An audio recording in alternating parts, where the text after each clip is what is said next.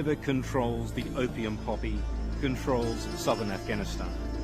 Such is the power of this humble plant. It was a lesson quickly learned by the Soviets, the Mujahideen, then the religious zealots of the Taliban. Now it is the turn of the Americans, descending from clear skies on Operation Enduring Freedom. Lofty ideals of good versus evil, only to find they've landed in a grey world of compromise.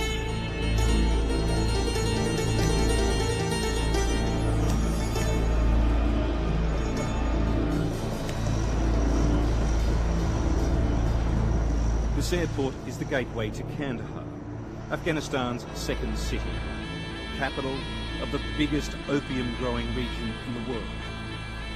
It's now a base for more than 4,000 troops, an American-led coalition of Canadians, Australians, Danes and Germans, all fighting the so-called War on Terror.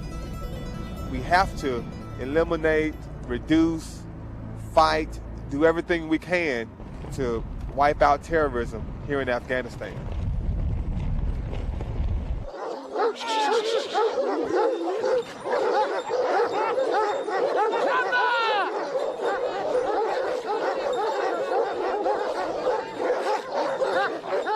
"30 kilometres outside the city of Kandahar, the dogs of war are unleashed.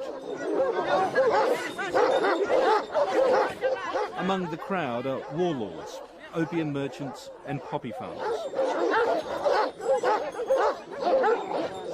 This gathering is illegal. Like opium production, traditional dogfights have been banned by Afghanistan's interim administration. Here, both edicts are viewed with contempt, seen as little more than a sop to Western sensibilities. $4.5 billion of foreign aid has been pledged on the condition that opium is eradicated. But sport and business still continues apace, a suitable distance from the West's offended gaze.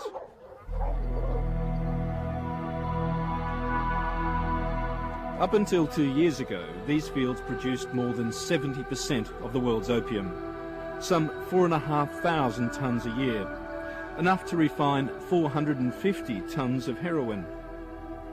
But then, in a bid to win favour with the West, Taliban Supreme Leader Mullah Muhammad Omar declared a ban on poppy cultivation, and the crops vanished overnight. Now, with the Taliban gone, the poppies are back. And despite the fact that this country has been in the grip of one of the worst droughts in 50 years, the farmers are using what little water they have on the crops and are expecting a bumper harvest in May.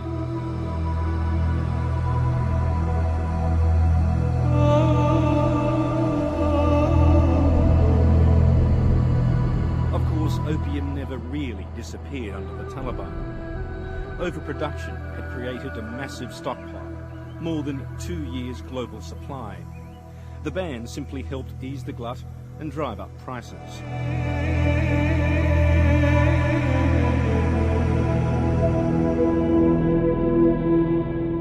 But now stockpiles are falling, and farmers, such as 60-year-old Mohammed Zai Akar, have planted for another season, indebted to the drug barons who provided loans during the Taliban prohibition. He says he'd like to grow other crops, but simply has no choice.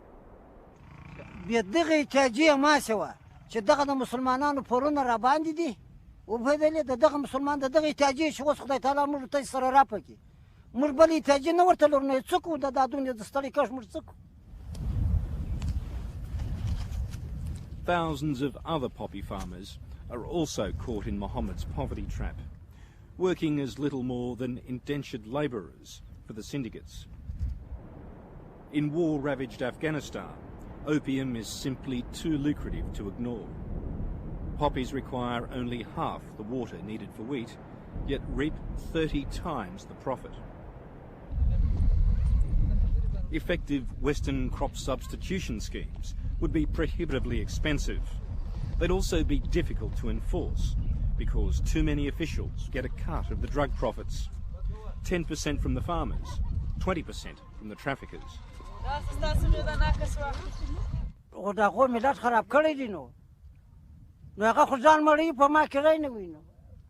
They think that's interactive, you know. And the top United Nations drug control expert here confirms what everyone anticipates, that officials of the new regime will also expect a cut of the action. However, they could get a profit in a different formula.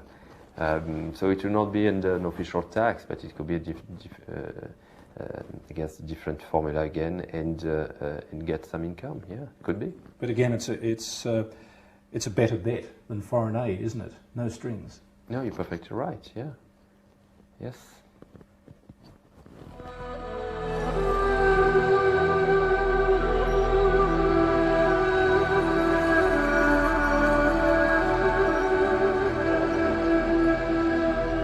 To drive into Kandahar is to enter a city much the same as the Taliban left it.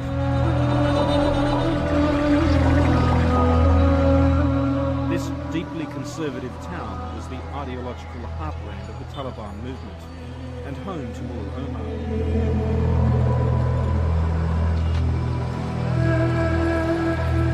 The streets are full of demobilised but surly ex-Taliban fighters, watched from the shadows by a 30-strong team of American Special Forces and CIA, tasked with keeping Kandahar's new governor in power. How are you guys? How you doing? Where are you guys from? Where are you guys from? You where? All right. Yeah. Is it safe to film in around here? Is it safe? Is it okay for us to film around here?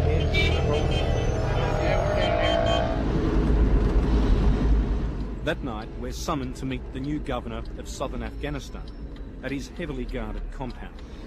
Tell him we're here to stream our appointment with him as the governor.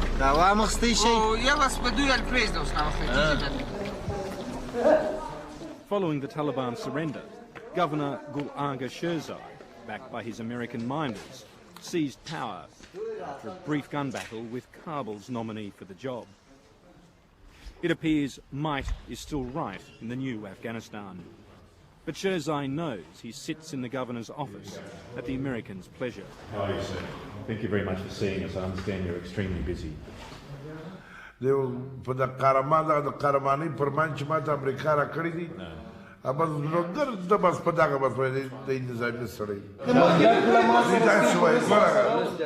is Sherzai's second term as governor. He previously ran Kandahar during the chaotic rule of the Mujahideen in the early 90s, when the city first emerged as Afghanistan's opium capital. Top of his agenda, he insists, is the destruction of the new opium crop.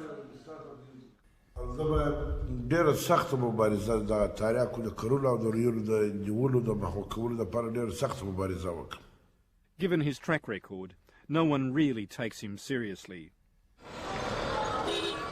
Sherzai's one anti-narcotics achievement to date has been the forced closure of the city's opium market. But as we'd discover, the trade is flourishing elsewhere. We're driving into what used to be the opium market now. Michael Ware is Time magazine's man in Kandahar. Since the collapse of the Taliban, this Australian journalist has spent more time than any other foreigner delving into the dangerous labyrinth of Kandahari politics. You take away the opium and you suck the oxygen out of this economy. And you'll be treading on the toes of significant players who have built empires around the opium trade. And that includes political and military figures, as well as criminal and business figures here in Kandahar.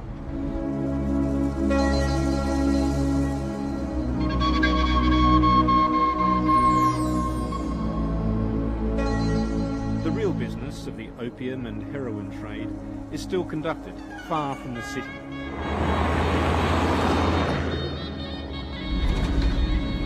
We set off on the 3-hour drive across the desert in search of what the governor doesn't want us to see, the biggest drug market in the country. On the way, we run straight into what initially appears to be every foreigner's nightmare. A roadblock at heavily armed Taliban, many still wearing their distinctive black or white clothes. But nothing in Afghanistan is ever as it seems. These gunmen are surrendered Talibs. Granted an amnesty, they're now enthusiastic recruits in America's war on terror.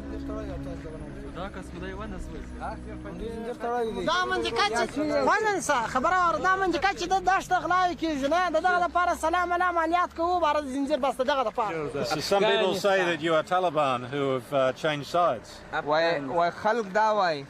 پتاسو کې دا زیاتره د خلک طالبان وی اوس په دا دغه تواوشتل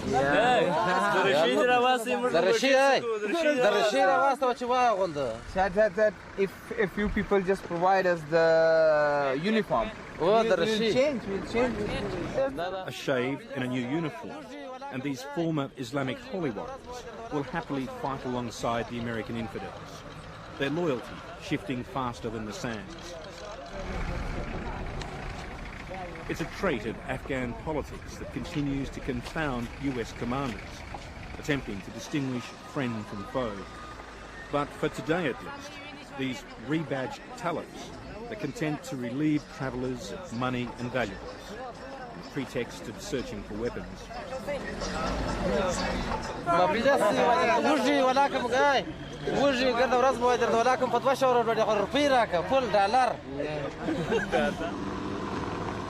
We managed to depart with our wallets intact, the gunmen fearing that we are somehow connected to the Americans. Their strategically placed roadblock just happens to guard the turn-off to Sangin, the largest opium market in Afghanistan. Warned against openly filming, we use a hidden camera. Our security escort of hired gunmen, necessary for travel outside Kandahar, clearly feel uneasy. Governor Sherzai's mandate is meaningless here, and we have no wish to provoke a confrontation. Okay, just one man. Just one man. One guard following behind, not with us. Sangin is obviously under the control of the Taliban or surrendered Taliban, a distinction impossible for us to make. Either way, it's still very much business as usual for 30 wholesalers and brokers. And it's a good quality product at the moment, good quality opium. Bad quality, good quality, most better quality. Yeah. If I want to buy some, how much for a kilo in US dollars?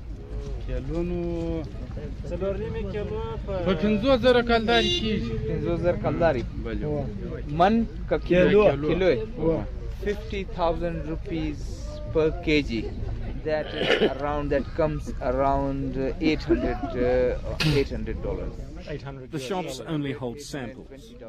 Serious traffickers wishing to buy in bulk are taken to secret warehouses in the mountains. Yeah. Can we see some product? Just show us some good quality stuff and some ordinary quality stuff.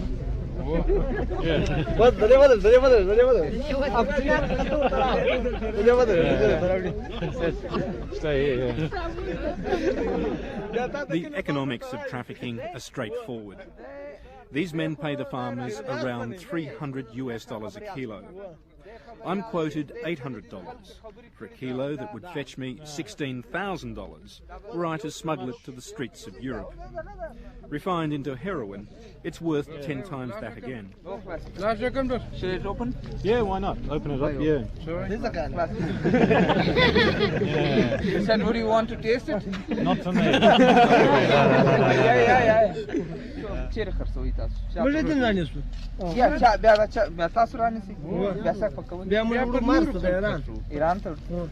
But it must be very dangerous. I've been to Iran. If they catch you in Iran with this, they will execute you.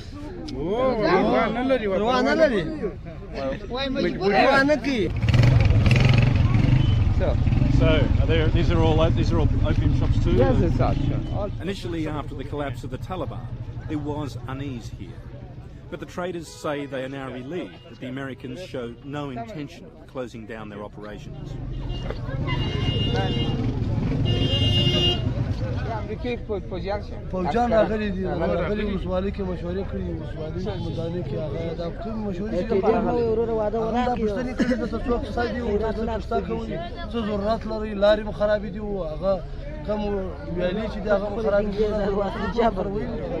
دوی بیا خبرې نه دي درته کړي چې دا دوکانونه بند کړي یا دغه بند کړي. One puzzling contradiction has been the Americans' lack of interest in destroying the drug industry, the source of so much terrorist wealth. The reason for the crop remaining untouched is an open secret in Kandahar, but one both the Americans and the United Nations top drug control official are unwilling to share. There's a large American contingent at Kandahar, which is a key opium poppy growing area. Why don't they simply go out and destroy the crops? Just ask them, I don't know. Just ask the American, we don't know ourselves. Why aren't the American forces destroying the opium crop, as it's a key source of income for the warlords, for the Taliban, for a whole range of unpleasant people in this area? Well, see, that's another question that's really outside the purview of Task Force Raksan. I don't know if I can give you a good answer on that.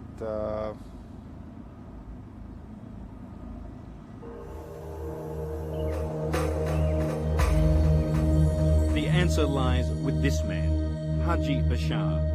He is the heroin and opium overlord of southern Afghanistan, whose operations continue unimpeded by the US presence.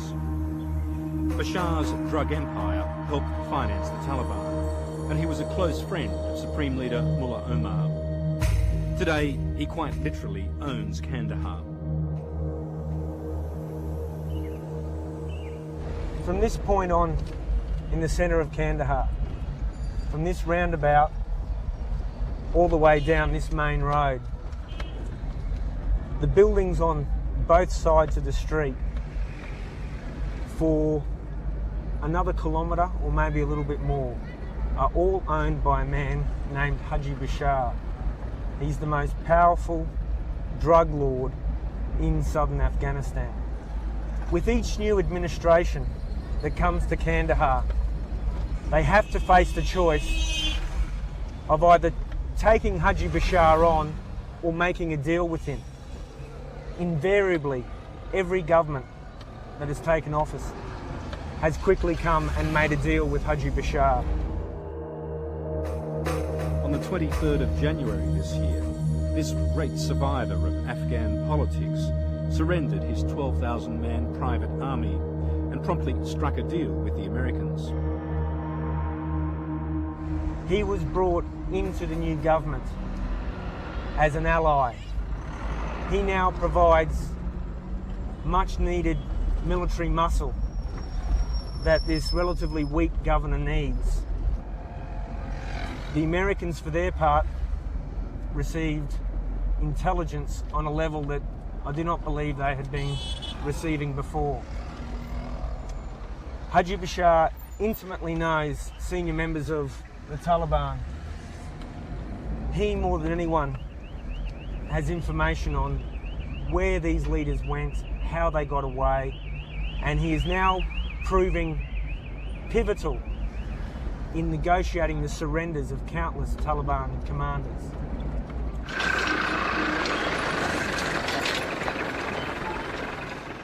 Haji Bashar's narcotics empire remains untouched. No one has ever dared to take him on and lived, until now. One man who says he'll try is Kandahar's new police chief, Brigadier Mohammed Akram, though his motives for doing so are open to question. As a former warlord and political opponent of the new governor, he may crave a slice of the trade for himself. Brigadier Akram confirms that Bashar is still very much in business and seems to relish the prospect of a showdown with Washington's favourite drug baron. بله د حاجي بشار نوم خو ډیر راځي. حاجي بشار د شلو دیرشو کالو څخه غټ قاچاقبر دی. ټول د هیروینو د تاریاکو کار کوي. د چې اروپا ته صادروي. حاجي بشار هغه شخص دی چې د هیروینو ممکن په جهان کې په زرو خلک وژل سوي و مریضان سوي او د شک وتلي دا کار کوي اوس هم کوي. Are the Americans aware of his background? Have you told them about this? بالکل امریکایان په دې خبر دي چې دی غټ قاچاقبر دی. کوم وخت چې دی تسلیم شوی نه و امریکایانو د په کور باندې چاپې وولې تلاشي کوي ویې کتې چې څونه هیروین او چرس هلته شته خو د خپل کور څخه هیروین او تاریاکو دا شی ایستلي وه هلته څه شی موجود نه و امریکایان په خبر دي او دی به ډېر د نږدې سره تعقیبوي چې دی بیا څه کوي.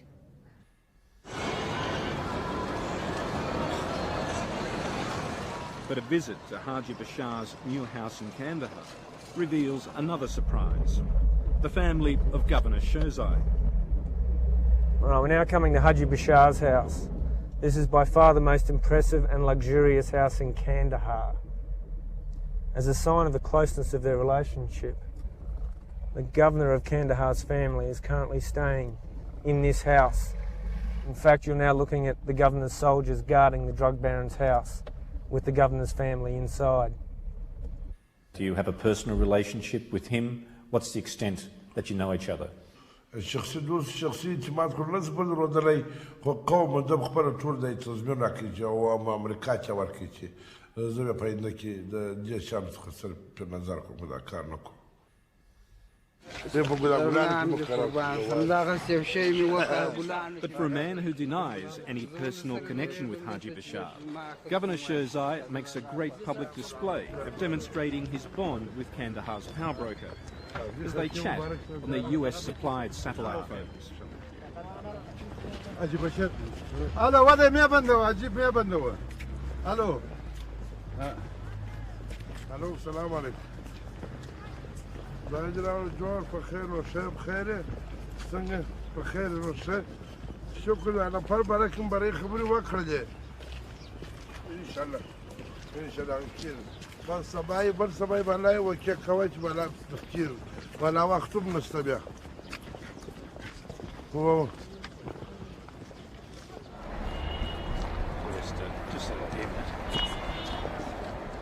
Haji Bashar was out of town, apparently on business with the Americans.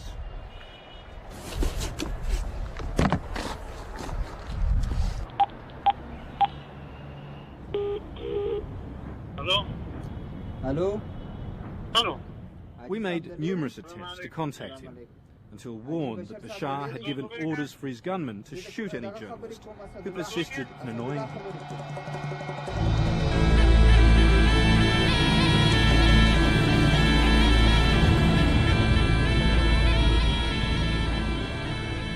The Americans insist that amid the war on terror, they've continued to wage war on drugs, calling in airstrikes and the special forces to destroy opium warehouses and the estimated 400 heroin labs in the country. But on the ground, there's simply no evidence to support these claims.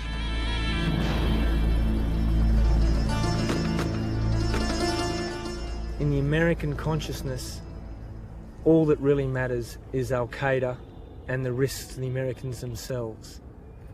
Anything else, be it liberating these people, be it establishing a new democratic government, be it rebuilding this country, or be it putting a stop to the opium trade, are much, much lower priorities.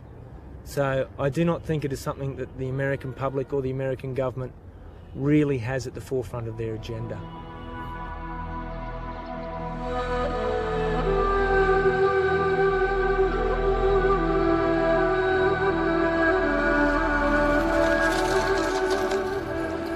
America now dominates this city that secretly thrives upon the profits of the drug trade, yet chooses not to confront the problem. 90% of Europe's heroin originates from here. Almost none of it ends up on American streets.